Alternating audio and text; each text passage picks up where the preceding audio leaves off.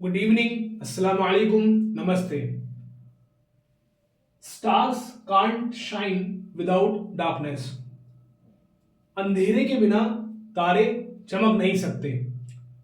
इस कोटेशन का मतलब है कि जिंदगी में कभी ना कभी उतार चढ़ाव आते हैं, अप्स एंड डाउन्स आते हैं, डार्क डेज आते हैं, पर वही डार्क डेज, वही अप एंड डाउन हमें सिखाते हैं कि हमारी स्ट्रेंथ क्या है और हमारी वीकनेस क्या है।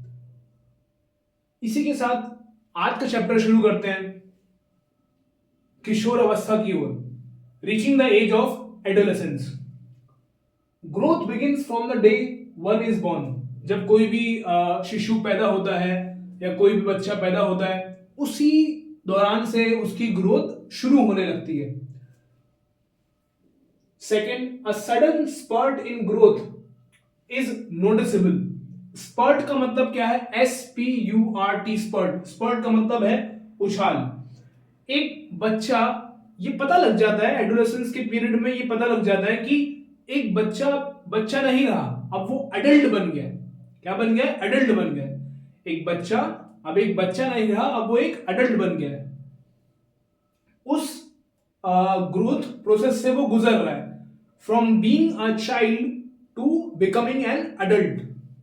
Third point, growing up is a natural process. जो ग्रोथ है,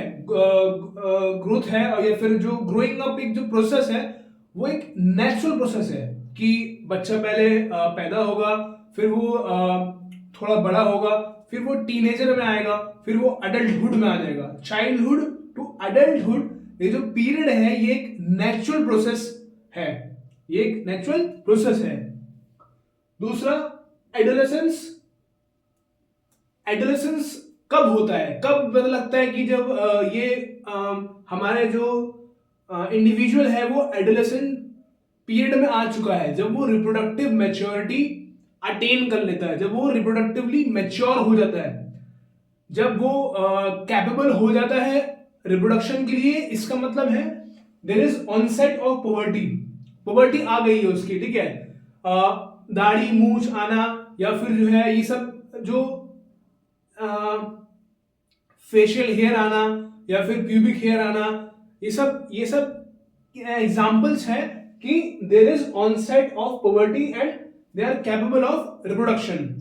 और 13 to 18 और 19 एज के जो पीपल होते हैं, उनको, बच्चों को बोलते हैं हम टीनेजर। उनको बोलते हैं हम टीनेजर, एडोलेसेंट्स। क्या बोलते हैं, क्या कहलाते हैं वो? एडोलेसेंट्स, ठीक है।